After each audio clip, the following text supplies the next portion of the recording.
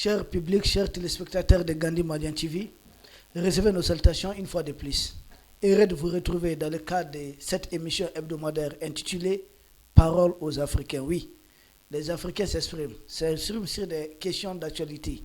Actualité africaine, actualité hors continent africain, actualité tout simplement de ce monde. Ce monde qui est vraiment en pleine mutation. Nous assistons à un basculement géopolitique, géostratégique majeur. Pour aujourd'hui, nous allons décrypter un thème. Ce thème, c'est l'Afrique et les défis du terrorisme. Parce que vous n'êtes pas sans savoir que ce n'est pas que les pays de l'Est qui sont exposés aujourd'hui à ces problèmes du terrorisme. Beaucoup de pays africains sont de plus en plus exposés à ces mêmes problèmes, à ces fléaux, qui est même plus pire qu'une pandémie. Pour décrypter, nous avons nos experts, des experts de haut rang, de haut niveau. À commencer par ma droite, Dr Mamadou Sylla Traoré, qui n'est plus à présenter, c'est un habitué de l'émission. Et à ma gauche, nous avons d'abord les frères, les journalistes aussi, l'expert Monoko Touali, qui va nous accompagner. Et nous terminons avec les doyens, qui est toujours là avec nous pour nous accompagner avec ses expertises, parce que nous avons besoin aussi de son expérience. Lui qui est d'ailleurs un inspecteur de la douane à la retraite, qui a donc sillonné le Mali de long à large. C'est comme ça qu'on peut dire. Docteur Mamadou Sylla Traoré, bonjour. Bonjour général, bonjour tous les téléspectateurs de Gandhi Malien Télé. Bonjour à mes co-débatteurs Moloko Touali, un ami. Monoko Touali. Moloko Touali est un ami. Oui. Bon, moi je ne prononce pas. Ah. Monoko, quand même, ça suffit. Ok. Et mon oncle Koulibaly, voilà, un grand sage. On dit chez nous que le sage est très bon devant la mort, devant un lion qui a été abattu. Quand on transporte les lions au village, un sage est bien en devant parce qu'on ne sait pas s'il va se ressusciter ou pas. Donc, un grand salut à lui. Mais là, c'est exposer les sages. Non, on dit aussi souvent que vaut mieux un sage ennemi qu'un idiot ami. Donc, mon oncle là, il est un très bon sage. Je renverse ce qu'il dit souvent. Ok. Voilà. Et je profite aussi de l'occasion pour saluer vraiment un ami personnel. Allez-y. Un frère, mon faux jumeau, le professeur Oumar Samasekou, depuis Faladje. Ok. Il a un petit bobo au niveau de son pied. Lui, il voulait jouer au ballon comme Lionel Messi, et on connaît la suite. S'il m'entend, voilà. Et on est là, c'est un réel plaisir de se retrouver encore. Merci. Pour éclairer la lanterne des uns et des autres, pour donner notre avis. Ce n'est pas que nos avis sont les meilleurs, mais le débat, ça se discute. Merci. Merci beaucoup. Oui, frère Monoko. Oui, moi qui suis encore une fois de plus honoré que je sois parmi vous et merci donc de toujours me solliciter. Et je dis bonsoir à mon ami et frère Dr Sylla et tous mes respects au doyen qui a toujours donné ses expertises et qui nous a aussi toujours aidé à comprendre davantage qu'on peut s'exprimer avec sagesse. Et je n'oublie pas les millions de téléspectateurs qui vous suivent et qui apprécie votre chaîne. Et il y a quelqu'un tout à l'heure, quand j'avais mis sur ma page Facebook que je viendrais ici pour une émission, il dit que lui, il est à Koutiala, il s'appelle Kassim Dambélé et qu'arrivé ici de le saluer. Donc, Kassim Dambélé, si vous m'entendez, voici votre bonjour depuis Gandhi Malien. Merci beaucoup. Doyen. Bonsoir Issa, bonsoir à mes co-débatteurs, bonsoir à tous les travailleurs de Gandhi TV. À tous les auditeurs, à tous ceux qui nous suivent chaque semaine, et surtout particulièrement Fatou Doucouré, dont les analyses, les rappels sont pertinents. Merci beaucoup. Sans plus tarder, nous commençons par la première question. La première question parce qu'il s'agit de l'Afrique, nous parlons de l'Afrique de façon générale. Ce terrorisme qui est en train de frapper l'Afrique de plein fouet. Est-ce que ce terrorisme a des origines africaines, des origines asiatiques? Quelles sont les origines, les racines de ce terrorisme? Et c'est là que nous allons essayer de comprendre alors, si les origines sont africaines, pourquoi donc l'Afrique? Et si les origines sont ailleurs, pourquoi alors venir frapper l'Afrique? Parce qu'aujourd'hui, l'Afrique est le continent le plus endeuillé par ces fléaux qu'on appelle les terrorismes. Droit de naissance oblige, peut-être comme d'habitude. Nous allons commencer par les doyens pour planter les décors. Doyens, les terrorismes, les origines africaines ou des origines ailleurs. Et pourquoi l'Afrique est particulièrement frappée de plein fouet par ces fléaux? Merci, doyen. Moi, je fais la distinction entre le terrorisme est-elle africain ou a des origines africaines. Ok. Parce que, est-ce que dans notre histoire, la forme de terrorisme qui court les rues aujourd'hui était connue? Non. Je ne crois pas. C'est une manière d'agir qui n'est pas compatible avec nos mœurs africaines. Oui. Donc, l'origine, principalement, ça vient de l'extérieur, mais c'est dû aussi à des facteurs internes. Il y a des facteurs externes et des facteurs internes. Pour les facteurs externes, c'est le passé colonial qui a imprimé chez nous une influence étrangère, soit psychologique, soit financière. Donc, il y a aussi la mauvaise gouvernance. Parce que quand les pays ont accédé à l'indépendance, nous avons emprunté un chemin pas très vertueux en matière de gouvernance. Il y a l'instabilité politique aussi, parce que les partis politiques, le pluralisme politique n'était pas très connu chez nous. Il y avait un pluralisme d'expression, mais parti politique en tant que tel n'était pas très connu. Donc tout ceci a entraîné la corruption, l'injustice, le népotisme, la répression. Ensuite, il y a la pauvreté et les inégalités, qui, de son côté, a aussi entraîné un manque de perspective économique, le chômage, les inégalités sociales, et les sentiments d'appartenance ou de la protection. Ensuite, il y a les conflits locaux. Ça, c'était courant chez nous. Et les conflits locaux qui sont la source qui résultent peut-être de la répartition même du travail, souvent. Parce que le pastoralisme et le nomadisme et la sédentarité dans le travail a pu provoquer des problèmes à cause de l'occupation des terres. Ensuite, il y a les tensions ethniques et les tensions religieuses. Et il y a l'accès aux ressources halieutiques, aux ressources en eau et aux ressources pour faire manger, comme je l'ai dit, le pâturage. Ensuite, il y a les facteurs extérieurs. Ces facteurs extérieurs, il y a, comme je l'ai dit, les idéologies et les influences. Il y a les conflits régionaux, il y a les financements et les soutiens par des pays extérieurs qui, par ce chemin-là, cherchaient leur propre intérêt, en l'occurrence nos ressources minières.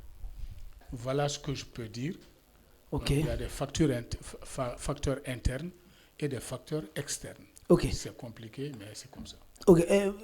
Monogoto, le doyen a énuméré une liste de problèmes qui peuvent être des terreaux favorables, c'est-à-dire qui peuvent faciliter en tout cas l'implantation, ou bien en tout cas, mais jusque-là, par exemple, il a parlé du multipartisme, du parti unique autrefois, ça fait partie des problèmes cités. Mais il y a beaucoup de pays dans ce monde qui ne connaissent même pas des partis politiques, mais qui ne connaissent pas les problèmes du terrorisme. En Afrique, il y a tant d'autres choses. Et c'est tous ces problèmes-là suffisent à expliquer réellement pourquoi le terrorisme en Afrique. Bon, oui, il faut déjà saluer la pertinence de ce qu'il évoque comme élément de réponse dans ce qu'il a avancé. Évidemment, au niveau endogamique, il y a certaines réalités dont il faut tenir compte. Mais le terrorisme à lui-même, en tant que tel, n'a pas même les définitions. Quand on a quand même cherché à comprendre la définition du terrorisme, on ne le retrouve pas ici en Afrique.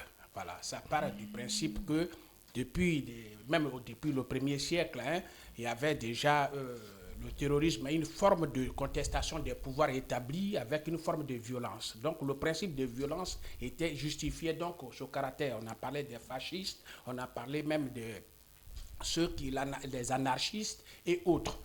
On arrive aussi à la période où il y a la Révolution française. Ceux qui étaient tout à fait décidés à en découdre, qui menaient cette révolution, avaient donc aussi procédé par les actes de terreur. Et donc, c'est même de là même le nom terrorisme est venu, parce que tout acte qui semait la terreur, mais également au-delà, il y avait deux analyses que les spécialistes sur la question ont évoquées. Première analyse, c'est qu'il y avait la dimension idéologique au niveau politique, donc il fallait lutter pour que les pouvoirs qui se conservaient pouvaient donc arriver à échanger, à dialoguer à partir du moment où les gens sèment la terreur. Et à partir du moment où ils font des crimes qui dépassent, il fallait chercher à négocier avec eux. Donc pour eux, c'était une action qui pouvait aider à ce que et puis ça. Mais là encore, ce n'était pas cette dimension que nous sommes aujourd'hui. Autre volet de l'appréciation du terrorisme, il y a une autre dimension, j'ai dit idéologiquement au niveau politique, mais l'idéologie religieuse aussi. Les fanatiques religieux aussi avaient aussi leur conception de la philosophie de la gestion du pouvoir. Et à ce niveau-là aussi, ils ont pensé qu'il y avait nécessité de prôner tout ce qui pouvait être théologiquement parlant, tout ce qui pouvait être religieux, qui devrait donc être le socle de la gestion des sociétés. D'où la force d'imposer cela a été aussi l'élément qui a conduit à des dérapages. Maintenant, au niveau africain, est-ce que cela justifiait pour que ça arrive ici en Afrique? Évidemment, moi, à partir de certains trucs, je me réfère un peu à la guerre du Golfe. Je me réfère un peu à la guerre du Golfe où il y a eu des dérapages de beaucoup de personnes et de beaucoup d'esprits. Donc l'esprit de dire que non, les Occidentaux ou l'Amérique ou telle entité nous a fait du mal, il faut lui rendre. Petit à petit, les groupes se forment et on arrive maintenant malheureusement au pire avec les groupes Al-Qaïda, AQMI, Moujao, Ansardine et autres qui aujourd'hui ont envahi le continent africain.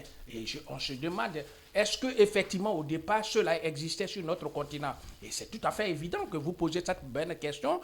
Ce n'est pas l'origine africaine. Mais pourquoi sont-ils ici maintenant en Afrique? Et c'est pourquoi c'est maintenant qu'ils agissent sur notre continent? C'est la pertinente question. Et à ce niveau-là, on peut donc dire que si effectivement ils sont ici, est-ce qu'au départ, on avait compris l'ampleur, on avait mesuré le degré du terrorisme, l'existence du terrorisme sur notre continent au départ? Est-ce qu'on ne l'avait pas minimisé au départ?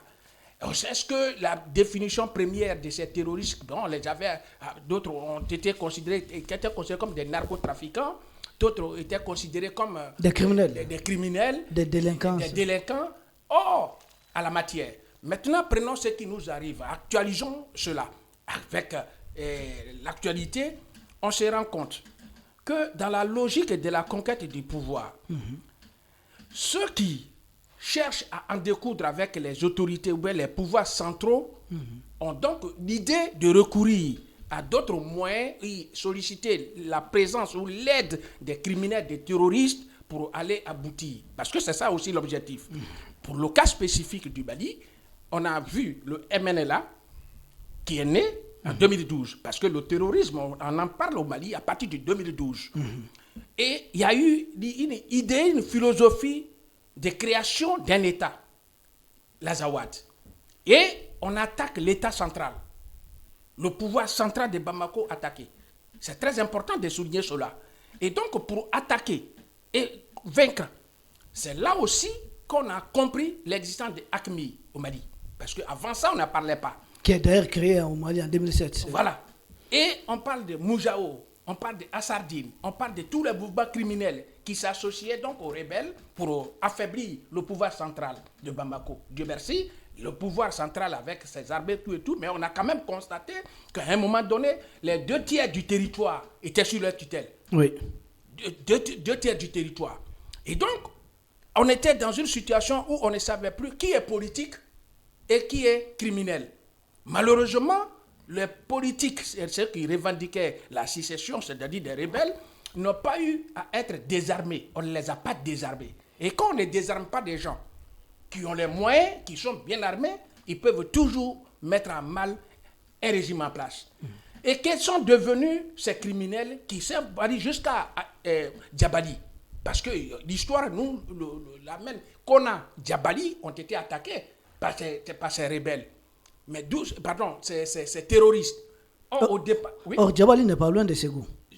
C'est même Ségou. Djabali, c'est parce qu'après Nyono, on monte, on va, Kona, jusqu'à arriver, après Nyono, il y a Ndebougou et les trucs, les zones là, les zones office du Niger, oui. Et on atteint Djabali. De Djabali, on passe de l'autre côté pour monter, aller vers Kona, et ainsi de suite, vers le centre. Donc, du coup, on se retrouve dans une situation qui, au départ, est partie de l'acte politique, de la revendication d'un territoire, de la sécession d'un territoire. Et ceux qui avaient ce projet se sont sûrement fait associer à des criminels de tout genre au départ, parce qu'il faut être clair là-dessus. ATT a eu du mal à gérer cela. Et après la chute ATT, la transition a eu de la peine à gérer cela. Et c'est après. Et du coup, des gens se déclarent honnêtement, sur le plan politique, on a, comment on appelle, je vais tout de suite trouver son nom, mais un militaire, comment on appelle ça? On va revenir. On va arriver tout de suite, si le nom me revient, je vais le dire. Okay. Et sur le plan théologique, comme je l'ai dit, il y a Kounfa qui se déclare de l'autre côté. Et il crée ce qui est appelé la philosophie de l'État islamique. Et que lui, il a même dit dans les années 2012-2013, il dit qu'il appelle tous les gens comment on appelle ça, de Burkina Faso, il appelle ceux du Niger, il appelle ceux du Niger, comment on appelle ça, du Nigeria, jusqu'à ce que... Et donc, on peut aussi dire que le terrorisme, au niveau africain, est parti du principe de la conquête du pouvoir avec ce qui s'est passé. L'autre côté, l'établissement de l'État islamique, parce qu'on a vu en 2012, 2013, 2014, où on a coupé les pieds et les bras des gens. Des gens ont été lapidés à Tombouctou, et je crois à Gao également. On a lapidé des gens à mort. Et cela, ce principe-là était... Et donc, la plupart des gens aussi, à Djabali, on a vu des gens qui s'explosaient et qui disaient « Allahu Akbar ». Donc, pour eux, ils devaient aller au paradis. Et c'est ce qui n'est pas vrai. Maintenant, on arrive à une situation où, malheureusement, l'État de la transition malienne avait sollicité que les puissances, tout le monde vienne aider, mais ceux-là également, ils sont venus s'asseoir. On va arriver, voilà. Parce qu'on va parler de pourquoi ce tourisme cette dernière décennie. Donc là, on est à peu près dans 2013-2015, donc on va y arriver. Et je ne vais pas vous couper. Docteur, oui. Votre analyse là-dessus? Eh bien, écoute, j'ai joint ma voix à celle de mes deux co-débatteurs. On ne va pas prendre le même chemin, mais on a la même destination. En fait, moi, je reviens un peu en arrière et je vais essayer de donner la définition la plus acceptable du terrorisme. Le terrorisme, c'est quoi? C'est s'aimer la grande terreur au sein d'une population donnée. Par la violence. Le mot est très important ici. Okay. Par la violence, ça peut être des prises d'otages, ça peut être... même un carnage. Des destructions massives. Et voilà. Bon, tout ceci est lié au... je ne sais pas, à un gain, aux intérêts malsains d'un certain groupe de personnes qui veulent mettre l'autre là sous toute sa domination en utilisant ces moyens de violence. Je ne sais pas si vous comprenez. La violence comme moyen de domination. Comme domination, exactement. Parce que depuis l'Antiquité, ces phénomènes existent chez les Blancs. Et quand on essaie de voir leur histoire jusqu'au moment des empires gréco-romains et tout ça, le terrorisme a toujours existé. Oui, ce qu'ils appelaient les barbares. Les barbares, oui. Là, parce que le moyen de pression, c'était la violence. C'est-à-dire, c'est comme si tu mettais ton chien, voilà, le chien méchant est là, l'autre là, tu lui dis des choses, s'il n'essaie pas de faire, on l'envoie le chien méchant. Il y a les chiens méchants et les propriétaires des chiens méchants, et l'autre là qui a peur des chiens, qui est obligé vraiment d'être à la merci de l'autre. Il n'a pas d'autre choix. Donc cet état de fait est venu un tout petit peu, parce que l'Afrique ne connaissait pas tout ça. Et après ça, il y a eu dans l'histoire au 18e, 19e siècle, les conférences de Berlin et tout ça qui a fait le partage de l'Afrique. Et ils sont venus d'abord en explorateur. Et il y a les rapports qui sont là, c'est des choses qui sont, comment ça s'appelle, documentées.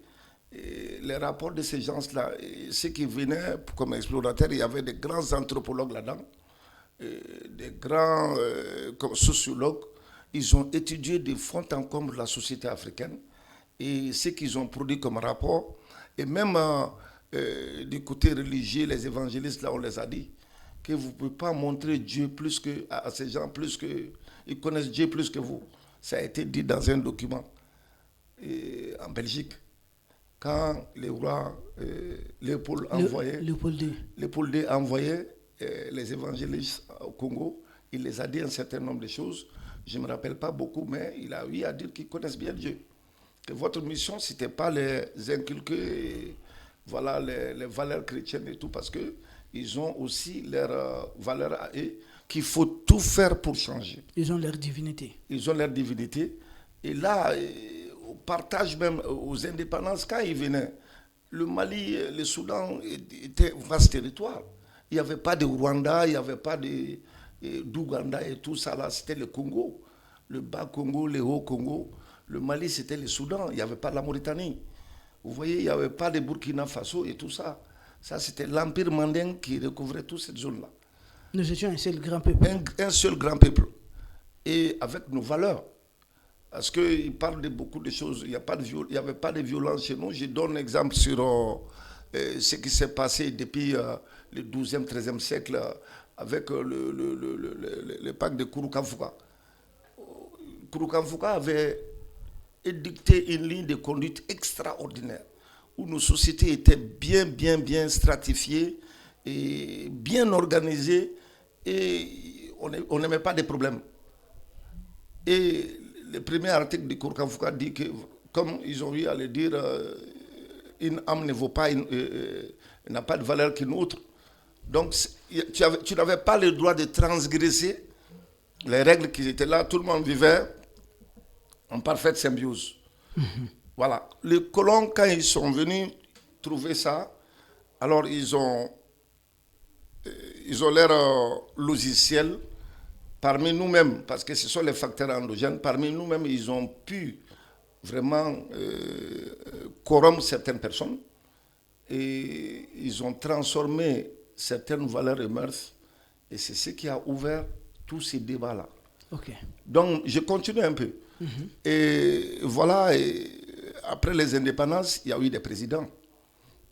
Et ces premiers présidents-là, ils ont donné les indépendances déguisées.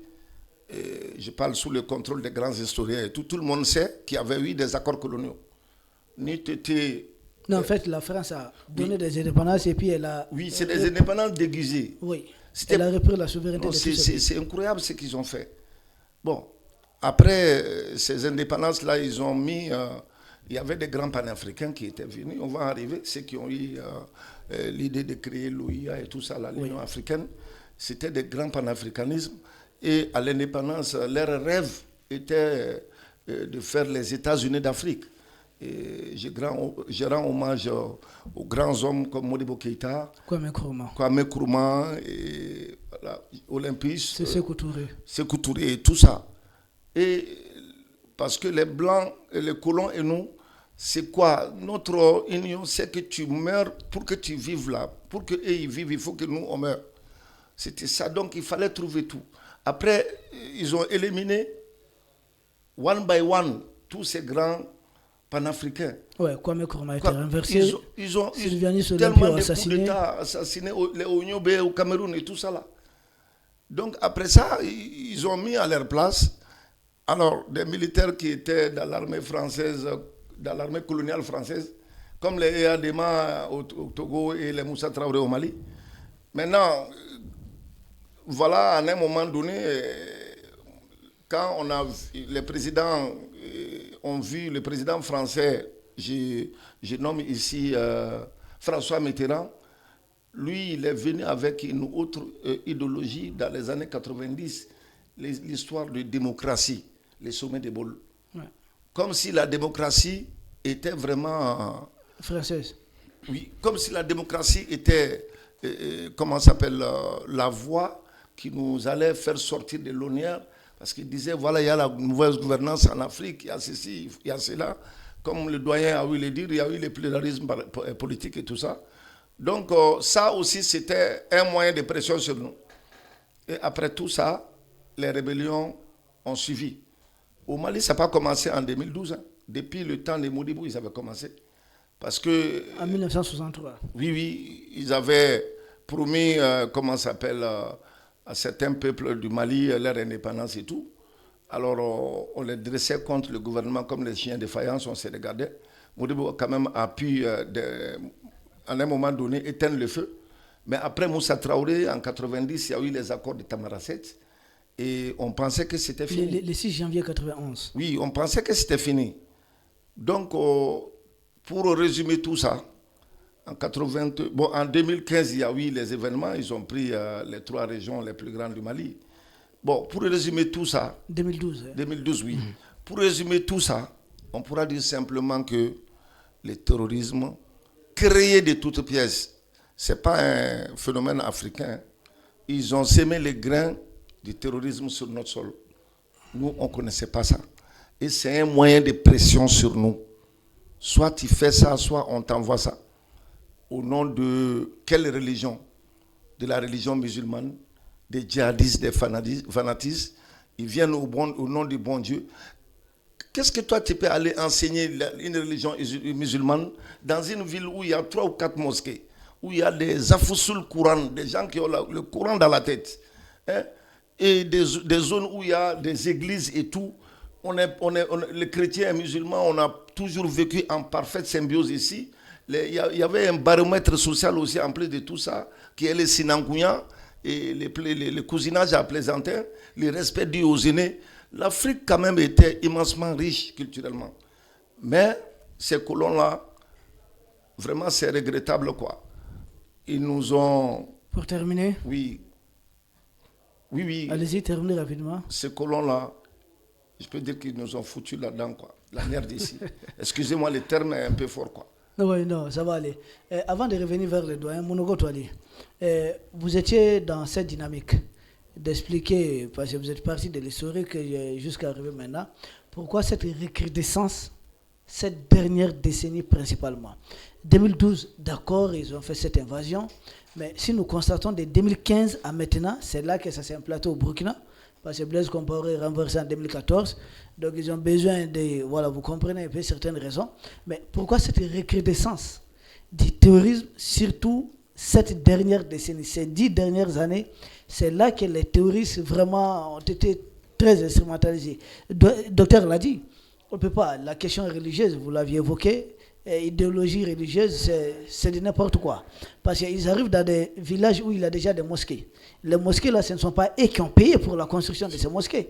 Ils trouvent des mosquées où des gens prient régulièrement. Les gens n'ont pas eu besoin d'attendre leurs armes. Tombouctou, ça date d'une époque, on ne va même pas rappeler ça. Donc, pourquoi cette recrudescence ces 10 dernières années? Oui, justement, je parlais, le nom que je cherchais, c'était Yad Agali. Voilà. Yad, ok. Yad Agali. Voilà. Donc, la question que vous posez est tout à fait question que chaque Africain devrait se poser. Pourquoi dans ces dernières années, il y a une recrudescence? On a cru que, en réalité, quand les Occidentaux, et pour ne pas dire les hommes de l'ONU, avaient décidé d'apporter leur secours d'abord au Mali pour aider à circonscrire ce mal, personne ne pouvait aujourd'hui imaginer que ça devrait s'étendre sur partout. Or, à la matière, on se rend aussi compte que l'histoire nous oblige, quand on est invité sur les plateaux, c'est aussi d'avoir des référentiels. On sait qu'à un moment donné, les mêmes Occidentaux avaient déclaré le Mali zone rouge dans les années 2009-2010, pour ne pas que les gens fréquentent le Mali. On a aussi vu qu'à un moment donné, on prenait ce qu'on appelle aujourd'hui des terroristes, des criminels qui étaient là, puis là, et que c'est Blaise Compaoré à l'époque qui était le facilitateur, qui intervenait quand on prenait des Occidentaux ici dans cette zone de la bande sahélo-sahélienne, c'est lui qui intervenait. Et tout ça, aujourd'hui, Blaise n'existait plus de l'autre côté. Ici, au Mali, il y a aussi des pouvoirs qui n'existent plus, il y a un nouveau régime. Et donc, est-ce que politiquement, ça aide aussi les Occidentaux, comme certains milieux arabes, qu'on vienne avec une autre mentalité qui refuse la soumission et qui veut se prendre en charge. De l'autre côté, au niveau de la théologie, refuser aussi l'État islamique et rester dans une logique de neutralité. Ces deux facteurs, est-ce que n'ont pas aidé à aggraver la situation? D'un côté, les Occidentaux qui ne nous supportent plus, qui voient un autre logiciel qui n'est plus celui de soumission, un autre logiciel de revendication, de dénonciation et de remise en cause de leur mécanisme de gestion et de rapport avec l'Afrique. Hier, on en parlait, la dénonciation des accords avec la France. Le Mali actuellement a dénoncé les accords de coopération avec la France. Est-ce qu'il pouvait applaudir ça? Donc, juste pour dire que on ne peut pas être plus fort dans un territoire comme le Burkina, le Mali, le Niger et le Tchad, et même à un moment donné, la Côte d'Ivoire a été secouée, mais d'où est-ce que tout cela sort avec les moyens? D'où est-ce qu'ils sortent avec les financements? D'où est-ce qu'ils sortent avec tout ce qui est logistique pour s'attaquer aux pouvoirs centraux? Il faut donc penser que cette recrudescence ne devrait pas ne pas avoir des facteurs externes. Ça, on peut, au niveau endogamique, on peut dire oui, des jeunes, comme le frère le disait, puis même le doyen l'a dit, compte tenu du fait qu'il n'y a pas d'emploi, des jeunes peuvent être tentés par l'argent et suivre. Mais ça rentrait au départ dans la logique des narcotrafiquants. Oui, vous comprenez? Le doyen a parlé des terreaux fertiles. Hein? Oui, Oui, justement. Maintenant, ceux-là savent que si on ne finance pas le terrorisme, il ne peut pas prospérer. Vous pensez que le carburant, c'est pas simplement les gros engins qu'ils utilisent. Ça sort d'où? Qui leur donne ça? C'est pas à Tombouctou, bien à Kidal, on fabrique les armes. On ne fabrique pas le pétrole à Kidal. Vous comprenez? Le nord du Mali, le nord du Burkina, la zone du Burkina, du Niger, qui fabrique les armes là-bas? C'est des questions de fond. Comment cela arrive à s'organiser? Comment ils arrivent à être équipés? Qui leur donne ça? Les renseignements surtout. C'est le fond du problème. Le problème n'est pas que ça est ici ou pas. Mais pour qu'ils nous terrorisent, il faut qu'il y ait des moyens. Qui leur donne ça?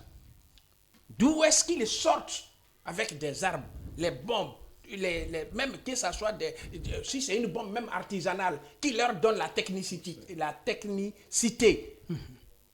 Comment se procurent-ils du carburant? Comment se fait-il qu'ils peuvent résister longtemps? Parce qu'il y a longtemps que la lutte contre ce terrorisme dans cet espace existe. Mais pourquoi ça ne finit pas? On sait quand même qu'à un moment donné, quand le Cameroun a été attaqué du côté Tchad, il y a le calme. Même Boko Haram, qui est reconnu comme une organisation puissante organisée, il y a le calme. Mais pourquoi c'est ça, cette zone qu'il n'y a pas? Donc moi, je crois qu'il y a une logique politicienne pour ce qui est du côté occidental, de faire en sorte que les pays qui peuvent déranger, il faut les menacer pour qu'ils puissent se taire. Ça, c'est ma lecture. L'autre côté, tant que le truc charia, c'est-à-dire la dimension religieuse n'est pas appliquée, il ne faut pas les laisser tranquilles. On peut donc se dire, est-ce que depuis très longtemps, les gens n'ont pas fait semblant de nous construire des mosquées et à travers les garibous, les enfants qu'on formait, c'est-à-dire à l'époque, tout le monde était de bonne foi. On donne l'enfant pour que l'enfant puisse bénéficier de l'enseignement coranique.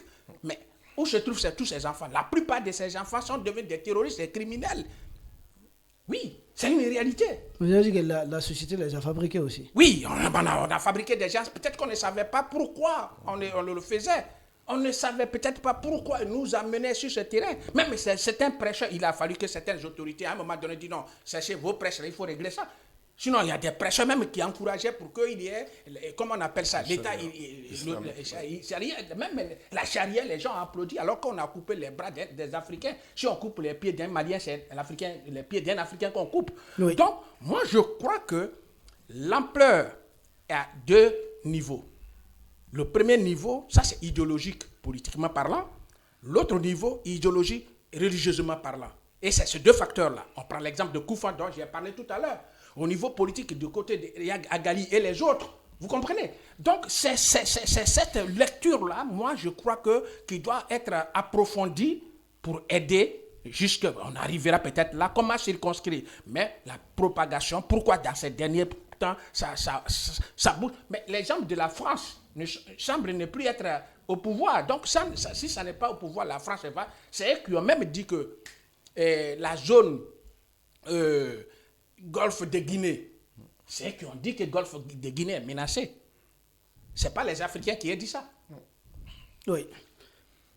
Ok. Voilà. Merci beaucoup. Nous revenons vers le doyen. Doyen, vous aviez, à l'entame de l'émission, vous avez planté les décors. Vous avez énuméré les facteurs qui peuvent nous conduire à cet acte, malheureusement, il faut le dire, horrible, qu'on appelle le terrorisme, qui est même devenu un fléau, un cancer qui ne cesse de...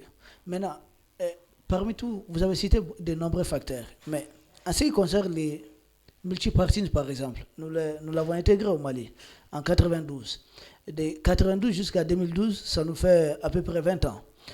20 ans, malgré tout cela, nous avons réussi en plein visage le terrorisme. Pourtant, à l'époque, au Burkina Faso, on avait Blaise Compaoré, qui était aux affaires depuis 1987 jusqu'à 2014.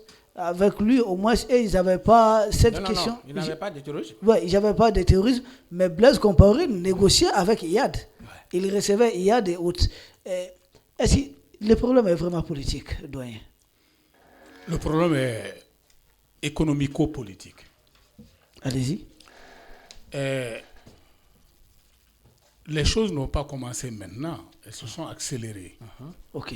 Parce que certains l'ont dit ici, toi-même tu les as cités, les premiers indépendantistes qui sont venus aux affaires ont été pratiquement massacrés, assassinés, parce qu'ils avaient une vision qui ne cadrait pas avec eux leur politique économique.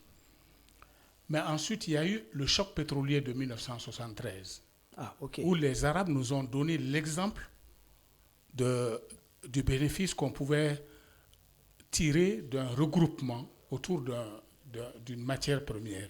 La guerre de Kippour. Le pétrole. Oui. Avec la création de l'OPEP, qui a continué à renforcer la vision des Africains sur la nécessité de chercher à mieux exploiter ou à mieux bénéficier de leurs ressources minières. Vous savez, il y a aussi un problème de compétitivité qui s'opposait aux Occidentaux, aux pays industrialisés.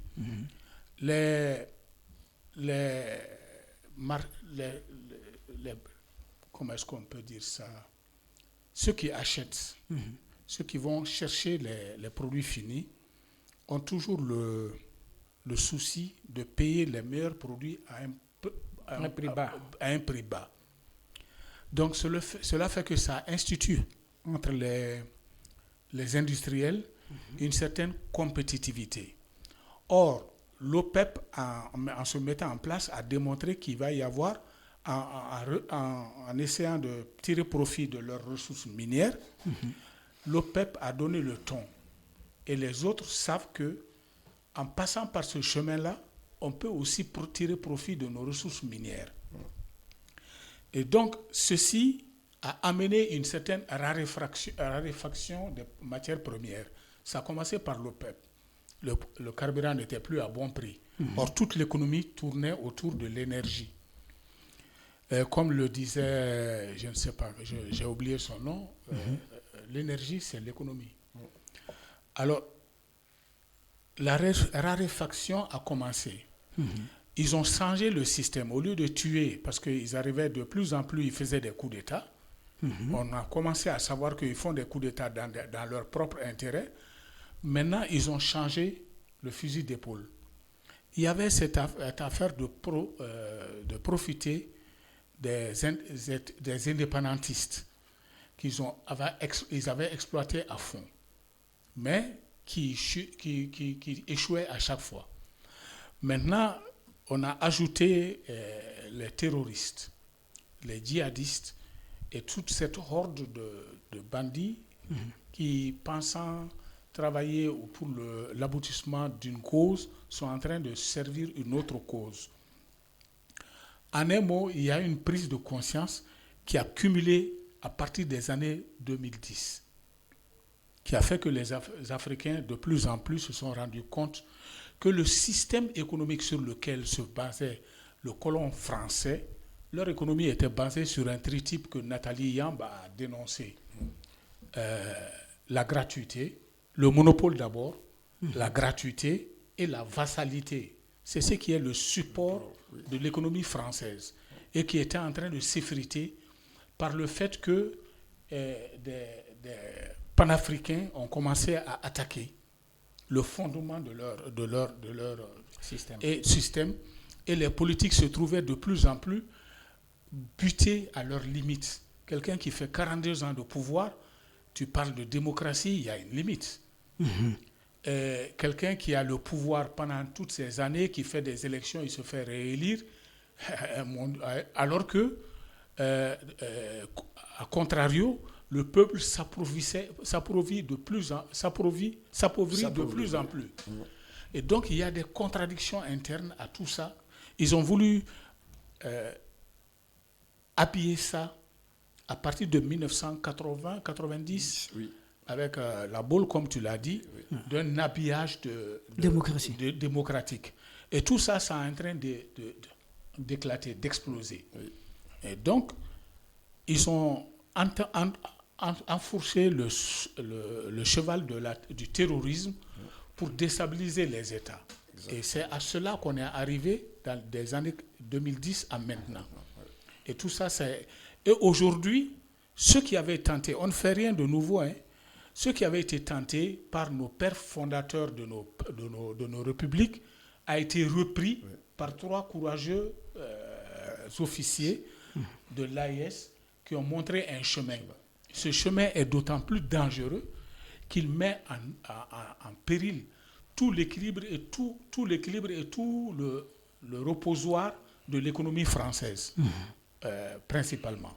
Voilà ce que moi je peux expliquer comme étant des facteurs qui ont fait exploser la situation. Ok, merci beaucoup, doyen. Mais docteur, dans tout ça, parce que nous remarquons que la crise en Ukraine, par exemple, les Européens aujourd'hui portent ces dossiers, mais mieux que les Ukrainiens. Ce sont aujourd'hui les ventes à guerre, ce sont eux qui disent que tous les problèmes sécuritaires ukrainiens n'est pas qu'ukrainien, c'est un problème européen. Mais pendant ce temps, il y a une bonne partie de l'Afrique qui connaît aujourd'hui, qui subit le terrorisme, mais on constate un silence total de la part de l'Union africaine. Plus grave encore, les dirigeants à la tête de ces 3 États se retrouvent même sanctionnés par l'Union africaine qui avance ce que vous aviez dit tous ici, l'habillage démocratique. Or, nous savons que si c'était question de démocratie, peut-être Paul Biya qui est aux affaires depuis 1984. Ok. Paul Biya qui est aux affaires depuis 1982-84.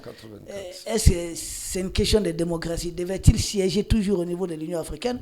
Ouattara qui cherche un 4e mandat, c'est-à-dire en piétinant les textes de la République de la Côte d'Ivoire. Faure Gnassingbé qui est aux affaires, je ne sais pas, depuis le décès de son père. Donc c'est presque une dynastie. Finalement, ce n'est pas une question de la démocratie, nous le comprenons. Mais pourquoi l'Union africaine reste aussi silencieuse face à ces désastres, ces problèmes qui ne peuvent pas que se limiter au pays de l'AES? C'est un problème africain.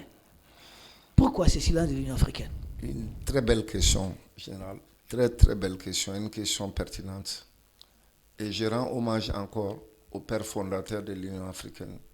Quelque part d'abord dans les cieux, ils doivent être en train de se secouer la tête et de se poser mille questions.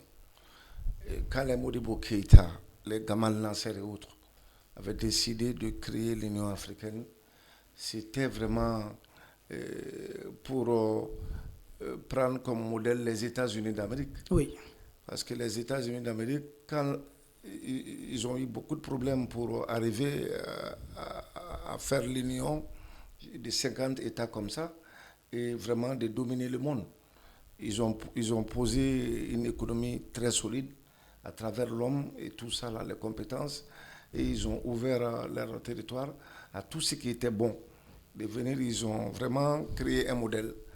Et ce même modèle, si l'Afrique n'avait pas eu beaucoup de problèmes, si l'Afrique, si les colons n'étaient pas parvenus à ses fins, des indépendances à nos jours, de 1960 à aujourd'hui, c'est combien d'années? 65 ans à peu près. Jusqu'à 65 ans d'indépendance, l'Afrique est en train encore de patauger, on n'a pas de repères. Et cela est dû essentiellement à la déliquescence de l'Union africaine par ces colons-là. Parce que quand tu vois, l'Union africaine est devenue finalement une caisse à résonance. C'est l'Union européenne qui finance l'Union africaine. Et celui qui... la main qui donne. La main qui donne est au-dessus, est toujours au-dessus. Donc, ils travaillent pour l'Union européenne et non pour les Africains. Or, notre rêve, là, pouvait se réaliser que si l'Union africaine était forte. Et je me rappelle encore, quand le Mali a été attaqué en 2012, l'Union africaine, ils ont fait des réunions, des déclarations. Des réunions interminables. Interminables. Et personne n'a osé lever les petits doigts pour aider le Mali dans ses problèmes. Or, tout le monde sait que c'était à la suite de l'agression de l'OTAN en Libye. De l'OTAN, oui, en Libye, exactement. Ils ont tué Kadhafi et ils ont exporté ces problèmes-là vers chez nous. Et nous, on n'avait rien à voir. Et bizarre, les gens n'avaient pas compris que c'était après le Mali, d'autres allaient suivre. Le Burkina a eu sa part. Pardon, le Niger a eu sa part. Et maintenant, les Béninois et les Togolais aussi sont en train de voir leur part parce qu'ils ont dit que ça va se déplacer. C'est eux qui disent que c'est comme ça et c'est comme ça. Donc, c'était à nous de comprendre. L'Union africaine, vraiment, doit faire face aux problèmes africains.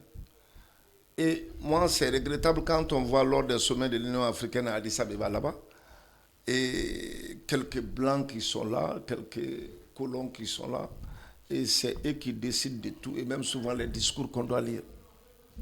Mais on est où là? Oui. Donc, l'Union africaine, moi, je pense qu'elle a besoin, l'Union africaine a besoin d'être vraiment réformée. Ils ont besoin d'être réformés et que l'Afrique parle d'une seule voix. Et même pourquoi ne pas aller chercher une place de membre permanent au sein du Conseil de sécurité des Nations Unies? Parce que l'ONU, elle a été créée en 1947. Et 45 autant pour moi après la Deuxième Guerre mondiale. Et c'est le 20e siècle. Et nous sommes en plein 21e siècle. Et ce sont les textes de 45 de l'ONU encore qui nous gèrent. Et on dit que la loi aussi change. La loi change, il faudrait quand même réadapter les textes de l'ONU à nos réalités actuelles. Parce que ce soit l'ONU, je descends que ce soit l'Union africaine ou bien que ce soit les regroupements sous-régionaux, ce sont les mêmes poissons des mêmes marigots. Voilà, ils ne sont pas là pour l'Afrique. Ils n'ont jamais été là pour l'Afrique. Et les pères fondateurs, vraiment, ils le regrettent peut-être quelque part là où ils sont. Oui. Monokotoli, l'Union africaine silencieuse, malgré ces drames en Afrique. Oui, moi je crois que quand on parle d'une entité, une structure, quelle qu'elle soit, sa valeur est due aux animateurs, ceux qui animent l'Union africaine. Ok. Est-ce que ceux qui animent l'Union africaine ont cette vision de l'Afrique? C'est ça la réalité. Moi, je dis et je l'ai dit et je vais le répéter ici, Dieu ne fait rien par hasard. Ce n'est pas par hasard Dieu a amené Assimi Goïta et ce n'est pas par hasard Dieu a amené Ibé au Burkina Faso. Pourquoi?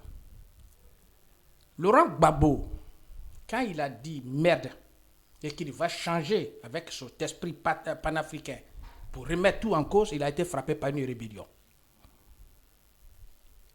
Il a fallu aujourd'hui pour que nous, les Africains, nous ouvrons les yeux. Gbagbo n'a pas été soutenu. Il a eu une rébellion, un embargo puissant contre la Côte d'Ivoire. Même les médicaments, les banques ont été fermées. Aucun Africain n'a parlé.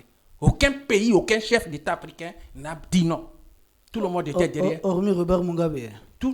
Oui, Mugabe. Permettez-moi, oui. Moloko. En tout cas, le salut à notre fait président Amadou Toumani Touré. Et c'est lui qui n'a pas voulu fermer les robinets aux Ivoiriens. Les Ivoiriens étant en Côte d'Ivoire venaient ici au Mali prendre leur salaire dans les banques. En tout cas, ATT a fait ça. Oui, ça, je peux donner d'autres éléments, oui. Mais c'est très infime parce qu'il n'a pas eu une déclaration officielle du Mali pour condamner. Donc, les trucs internes, moi, je sais les relations Gbagbo ATT, je sais ce qui se passe et je sais leurs relations qu'ils avaient, ça c'est interne. Oui. Donc, les coulisses ne m'intéressent pas. Moi, je suis panafricain. Les trucs doivent être officiels. Les trucs parce que quand on prend position, c'est pourquoi je salue mon frère ici, lorsqu'on a mis l'embargo contre le Mali, il a été l'un des rares jeunes panafricanistes qui nous a rejoint sur l'Afrique Média. On dit notre CEDEAO ne doit pas être CEDEAO des chefs d'État, mais ça doit être CEDEAO des peuples. Oui. Et on a tous mobilisé le monde entier à soutenir le Mali. Vrai ou faux? Encore bravo mon frère. Et donc, j'ai dit encore, quand il y a eu cette triste rébellion que la France a montée de toutes pièces, vous vous souvenez qu'en 2002, la France, 2024, c'est ça, 2024, la France, non, 2004 plus précisément, la France est venue détruire l'arsenal militaire de Côte d'Ivoire.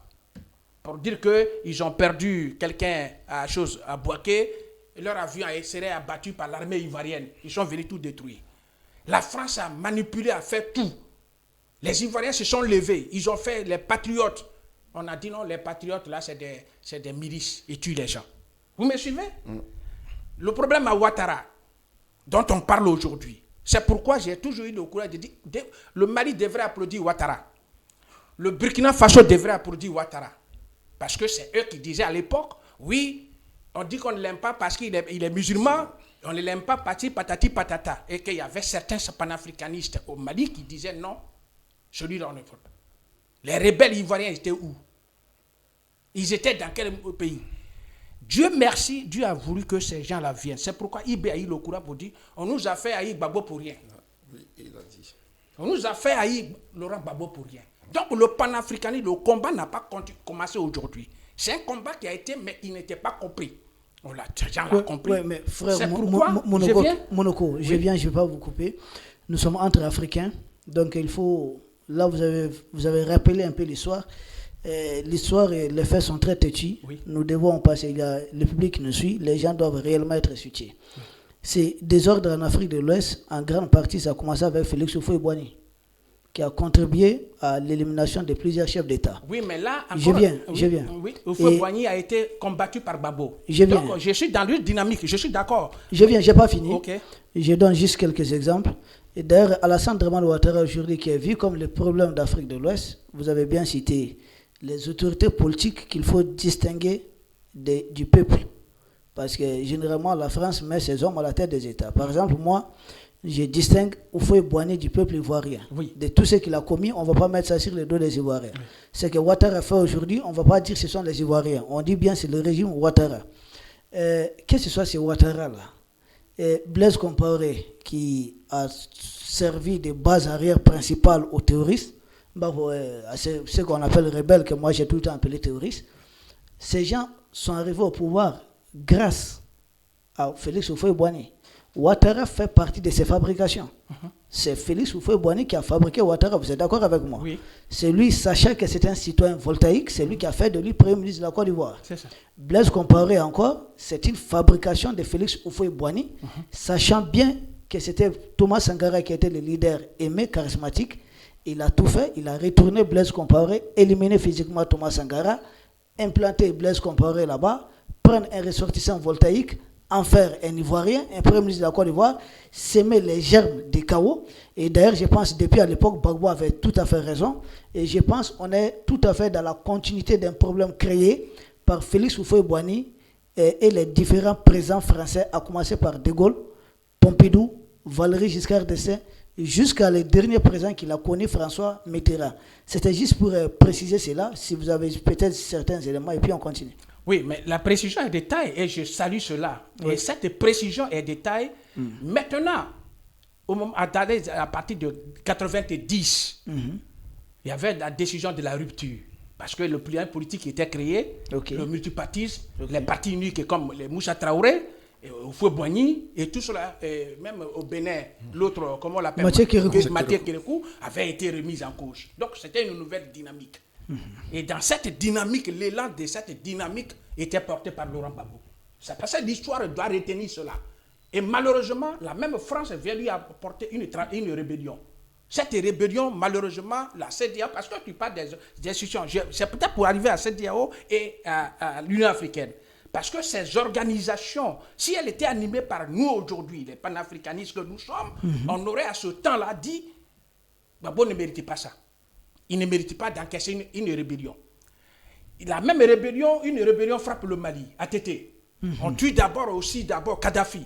Donc je prends le contexte dans lequel nous vivons aujourd'hui. On tue Kadhafi, on impose une rébellion ici. Ouais. Cette rébellion n'a pas été maîtrisée. Ils ont éliminé Kadhafi, écarté président Gbagbo. Justement, ils ont éliminé et la rébellion arrive avec son arsenal. Atété a dit quoi? Il dit, je les reçois. Comment on pouvait recevoir tout ça s'il n'avait pas d'autre? On a tous dit, on le met le dos au mur. Tu n'as pas de choix. Tu es obligé de recevoir. Comme vous disiez, ton chien, quelqu'un qui a un chien, le chien gronde. Et soit il était mort ou tu cèdes. Exactement. Et donc, c'est justement pour appuyer l'idée que l'Union africaine, comme CEDEAO, sont toujours restés muettes face aux réalités. C'est de ça, ma conclusion c'était ça. C'est-à-dire je faisais ce feedback à partir de 90 et cette rébellion qui a frappé la Côte d'Ivoire et qui a été même portée, soutenue par ces mêmes Africains, aujourd'hui, Dieu merci, on a vu clair. Et donc, si nous voyons clair, il y a une dynamique qui fait que la rupture dont on parle aujourd'hui doit continuer. Et pour qu'elle continue, il faut apporter des gens qui sont capables d'animer nos organisations régionales. Même si c'est la rencontre des députés, il faudrait qu'on ait des députés panafricains qui vont animer nos structures. Si c'est des chefs d'État, il faut des chefs d'État panafricains. Parce que s'ils sont seuls aussi, ils vont le mettre en minorité dans leur vote. Donc si, par exemple, aujourd'hui, on a...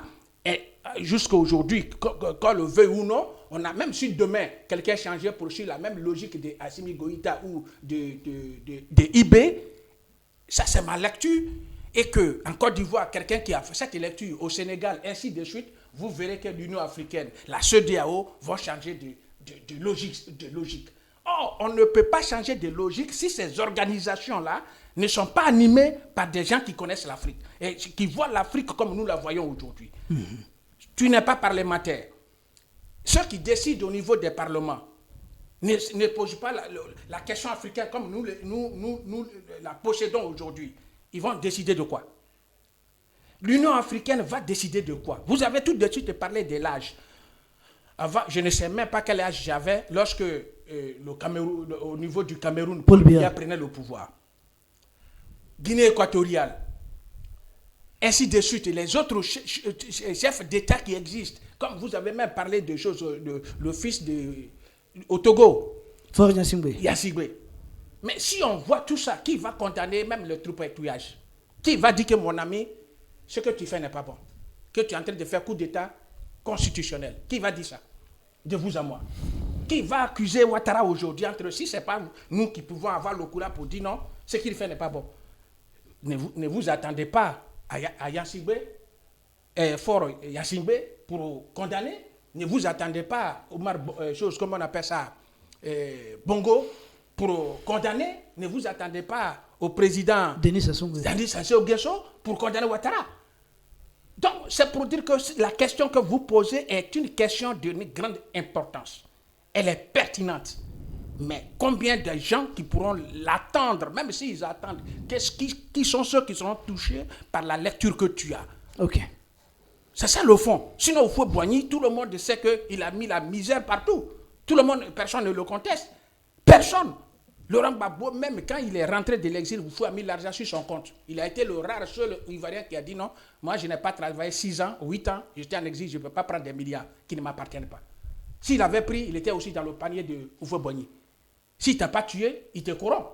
Oui. Voilà. Donc s'il ne t'a pas corrompu, c'est autre chose.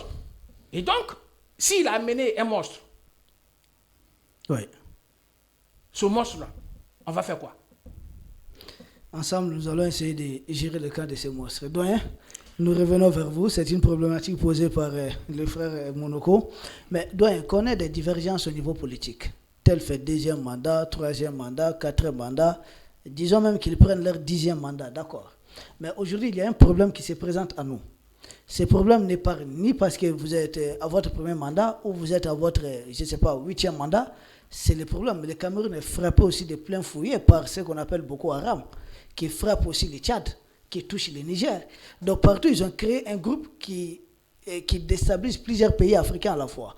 Malgré peut-être nos divergences, nos approches politiques, qu'est-ce qui nous empêche, doyen, de conjuguer l'effort et de mettre hors d'Afrique cette histoire du terrorisme qui a été calquée sur les modèles des barbares autrefois en Occident, tout simplement? Conjuguer nos efforts pour combattre ce phénomène ne passera pas par l'Union africaine dans sa forme actuelle. Merci, doyen. Ok. Moi, je voudrais, pour terminer avec ce passe d'armes sur nos pères fondateurs qui ont, en tout cas les présidents qui les ont succédés, qui ont fait ci, qui ont fait ça. Le problème qui nous est arrivé, ça c'est ce que je voulais éclaircir d'abord. Allez-y. C'est que tous les vrais panafricanistes ont eu tort d'avoir raison à un moment où ils étaient seuls. Voilà. C'est ce qui les a mis, et on les a, ils se sont exposés. Oui. Autant Sékou Touré, autant Modibo Keïta, autant Ouniobe, autant Patrice Lumumba, tous ont été échelés à un moment donné. Et même le Burkinabé, Thomas Sankara. Ils ont porté le flambeau, mais ils étaient trop échelés. Il en va de même pour Gbagbo. Oui.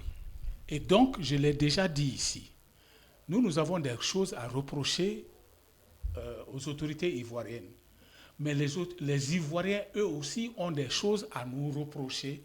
Parce qu'au moment où Gbagbo a été pratiquement enfermé, dominé, saqué, on lui a infligé toutes sortes de sanctions. Nos propres autorités n'ont pas branché. Et ces sanctions, si je n'oublie pas les règles de la CEDEAO, ne pouvaient pas s'appliquer si eux, ils avaient dit non. Oui. Si un seul avait dit non. Oui, parce qu'il fallait l'unanimité. Leur veto. Voilà, leur veto. Et donc, tous les présidents qui ne se sont pas situés dans ce panafricanisme-là ont été à un moment donné ou à un autre complices de cette situation, il faut l'admettre. Voilà. Maintenant, quant au rôle que l'Union africaine pouvait jouer, elle ne peut jouer aucun rôle dans sa conception actuelle. Pourquoi? L'Union africaine a été conçue sur le type de l'Union européenne, qui a ses règles de fonctionnement, qui a ses institutions. On les a calquées, alors que nous n'avons pas les mêmes problèmes. On n'a pas du tout les mêmes problèmes.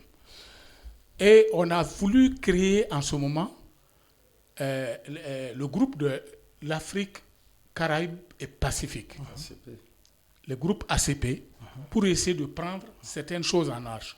Mais là aussi, au lieu d'ouvrir les ACP à toutes, parce que dans les objectifs de l'ACP, c'était insérer l'économie africaine dans l'économie mondiale. Mais pour nous, notre prisme ne voyait que l'Europe. Et donc, c'est pourquoi il y a des négociations ACP Union européenne. Ça s'est limité pratiquement à ça.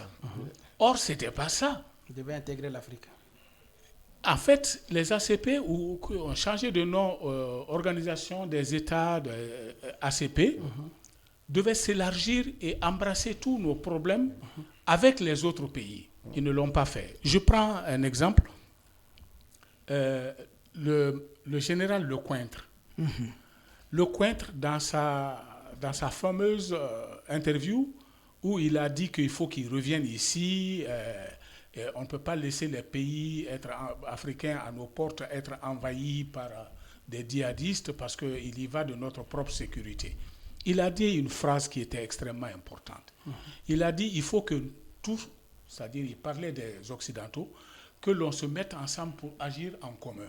Et c'est ça le nœud du problème. En Afrique, l'Union africaine n'est pas conçue pour agir ensemble. Quand vous parlez d'une voix, ça n'est pas possible dans sa situation actuelle. C'est pas possible.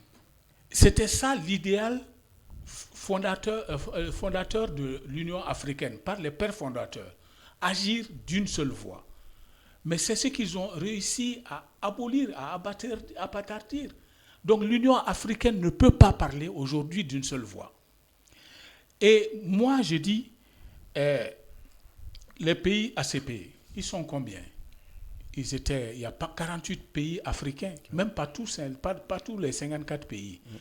Les Caraïbes, c'est 15 pays africains et le Pacifique, c'est 15 pays.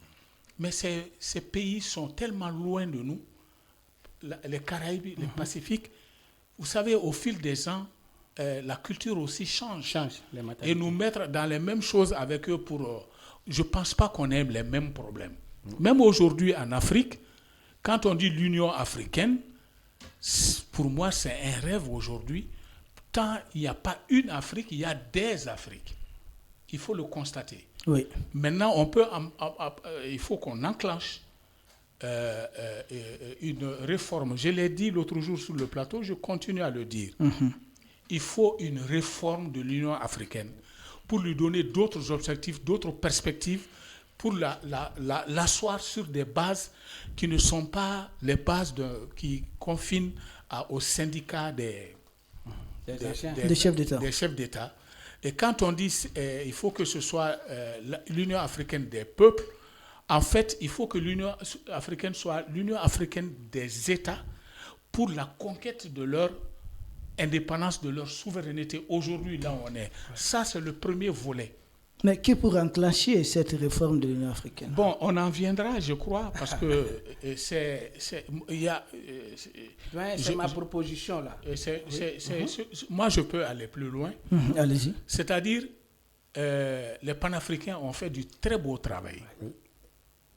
Mais c'est un travail minutieux, un travail de fourmi qui va porter, pour acquérir une masse critique d'Africains qui vont dans ce sens, ça va mettre des années. Mais je prends un Kémy Séba. Kémy Séba s'est attaqué à un symbole colonial, le franc.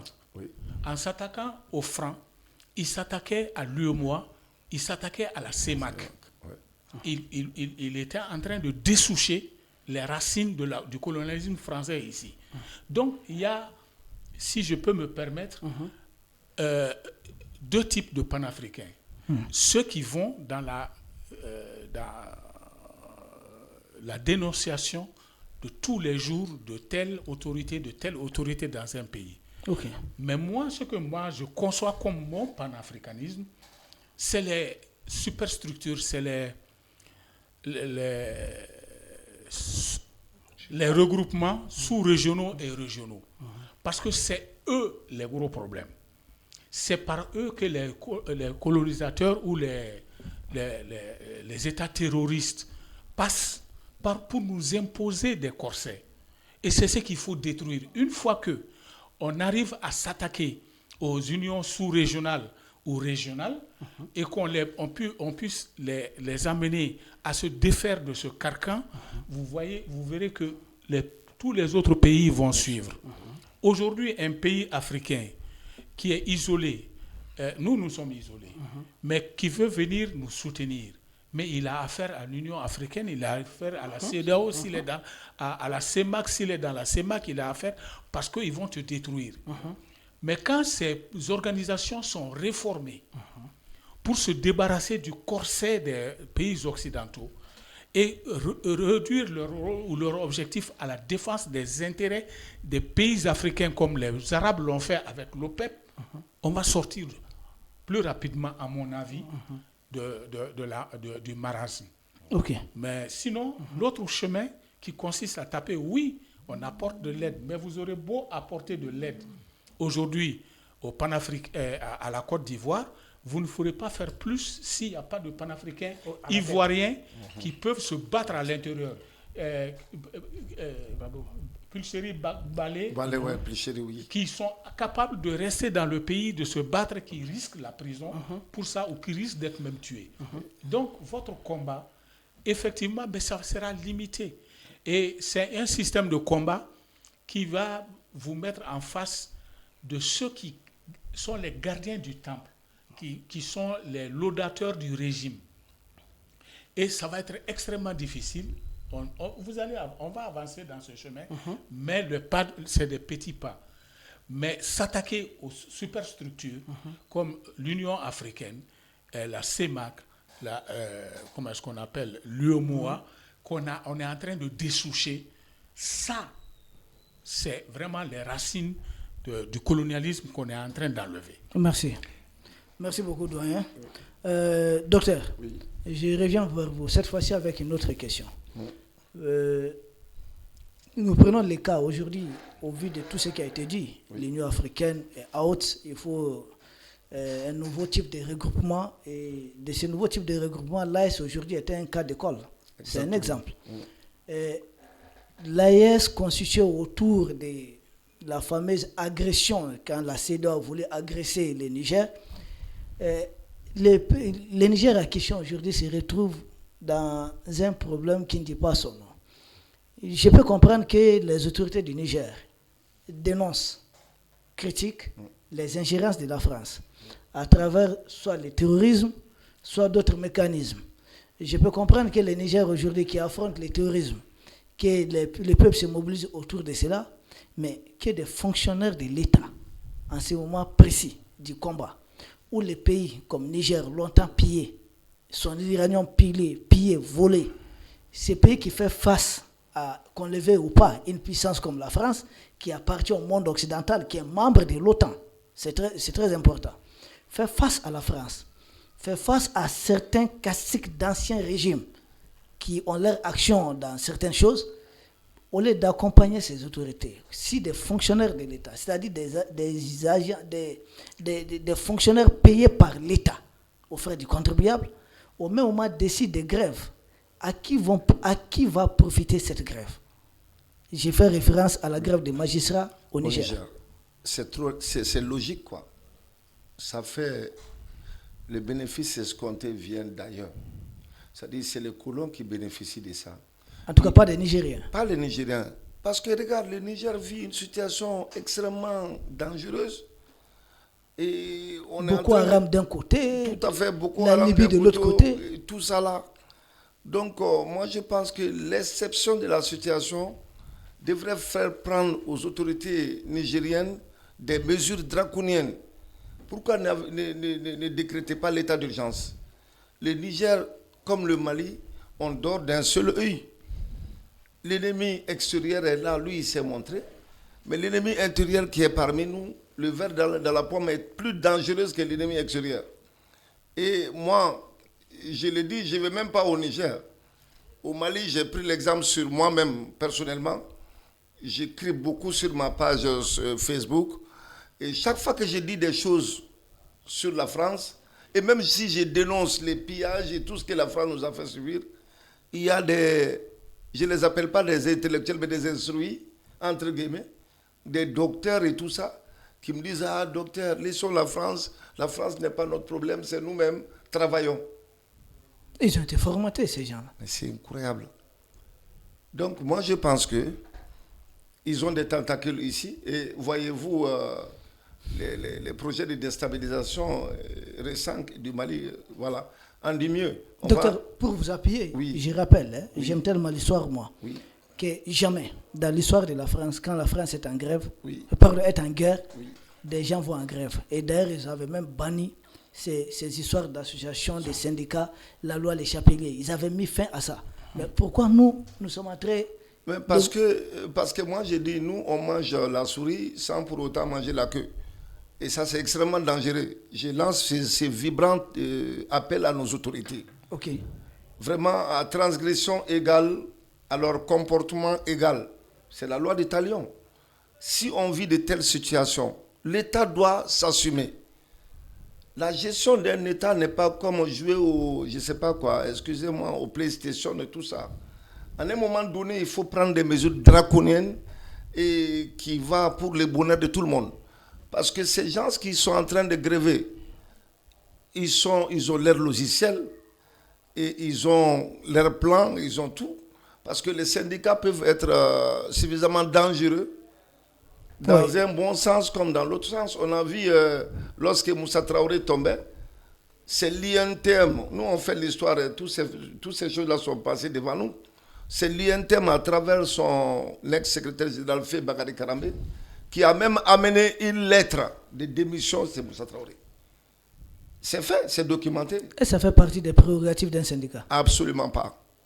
Un syndicat, c'est la défense des intérêts de, voilà, et souvent l'éthique et la déontologie, s'il s'agit des autres professionnels, c'est pas la même chose. Mais un syndicat vraiment n'est pas dans son rôle d'amener au président de la République une lettre soi-disant de démissionner. Donc voilà, et j'ai dit ça, et je lance cet appel, je réitère cet appel. En tout cas, ça s'est passé au Niger, le Mali n'est pas à l'abri, le Burkina aussi n'est pas à l'abri. Bon, comme au Burkina, les gens commencent à avoir beaucoup plus peur de Ibé. Parce que Ibé, lui, il ne va pas avec le dos de la cuillère, et lui, il va au charbon. Souvent, il y a des décisions, quand tu fais, tu fais certains comportements, alors c'est à tes risques et périls. Ces mêmes sons de cloche-là doivent sonner au Niger. Ces mêmes cloches, comment ça s'appelle? Son de cloche doit sonner au Mali. D'ailleurs, au Mali, je connais bien notre pays, il y a trop d'euphémisme ici. Parce qu'il y a trop le social. Souvent, on fait des procès d'intention sur les gens. On a vu des gens qui étaient là, qui avaient fait du mal, même les dernières tentatives de déstabilisation. Les gens qui ont été indexés, bon, ce qui m'a surtout plu quand le ministre communiquait, il n'a pas mis ça au conditionnel. Hein. Il n'a pas mis ça au conditionnel. Et il a dit comme ça s'est fait. Et ils ont les preuves. Donc voilà, faisons attention. Et en tout cas, essayons d'être sur le qui-vive. Parce que c'est ce que j'ai dit. L'ennemi intérieur, il est plus dangereux que l'ennemi extérieur. Ok. Voilà. Merci beaucoup.